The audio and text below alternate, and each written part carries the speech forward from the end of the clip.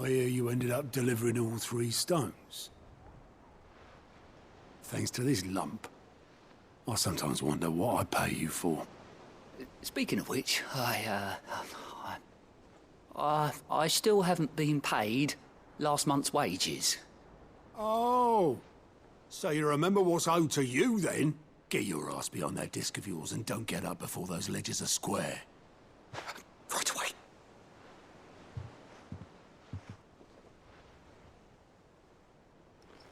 I've seen that before. Yeah. Plenty of times. It was the only goblet Sid ever used. Either out of habit, or because the filthy sod couldn't be bothered to find a clean one. I knew so little about him. Like most people. Martha and the Dame both seem to have fond memories of him. I bet they do. How long did you know Sid before he... Before he died. 20 summers, give or take. Back in the day, I was a purser on a trade ship, which is where I met him. He bought passage to... I forget where. And having nothing better to do on the long nights, we sat up drinking island rum till the morning bell dragged me back to my duties. Quit my post not long after that. On account of making a fine maiden's belly fat.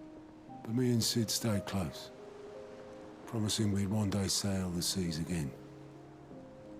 That was before fate stepped in and said she was having none of it. The magic woke inside my son soon after his first name day, and there was no hiding his knack. Couldn't you and your family have...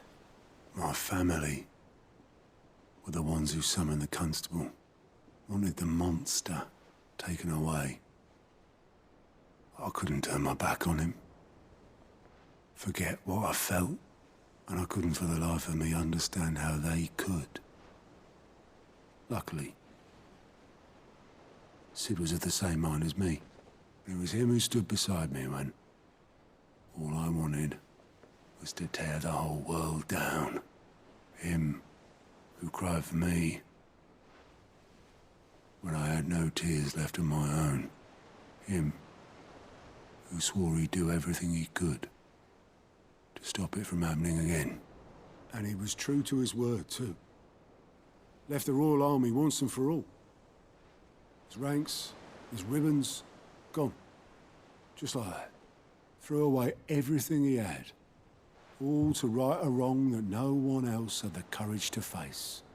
I knew then I'd follow that man to the ends of the earth.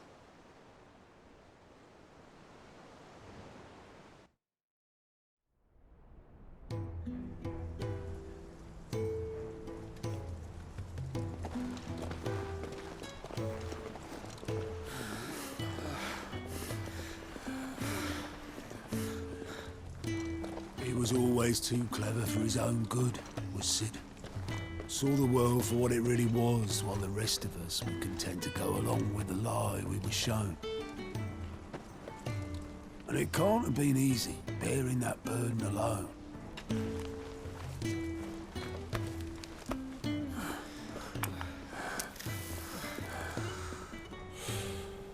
But he didn't let it stop him. He never lost faith in what he believed was right. And that gave us faith in him. Faith he'd steer us true.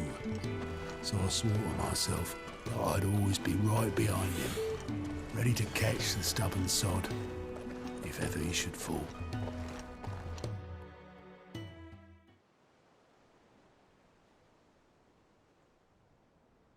But I couldn't even do that.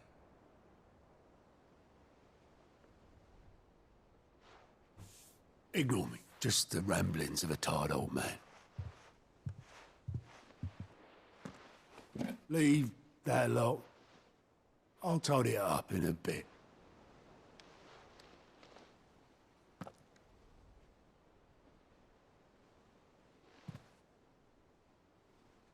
This is Sid's handwriting.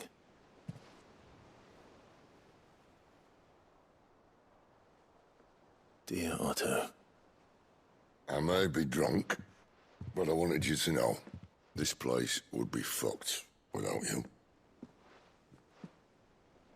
Love you, you grumpy old sod.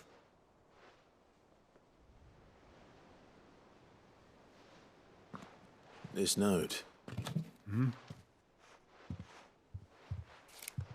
What about it? Sid was right. Without you, we'd all be lost.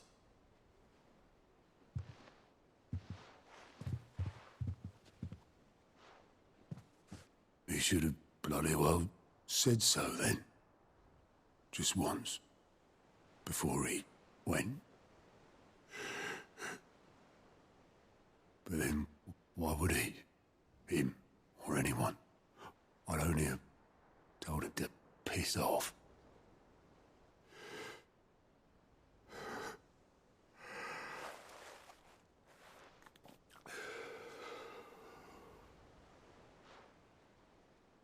You're wrong, though.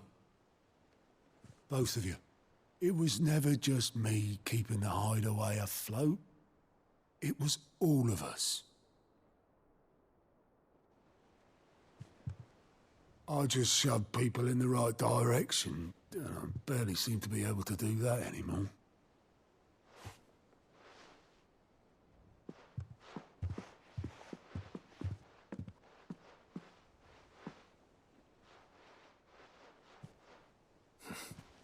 Would you rather goat were at the helm? Well, maybe I've got a few more years left in me. I'm going to hold you to that, Otto. Before you go, Sid would have wanted you to have this. But that's... This'll do me just fine.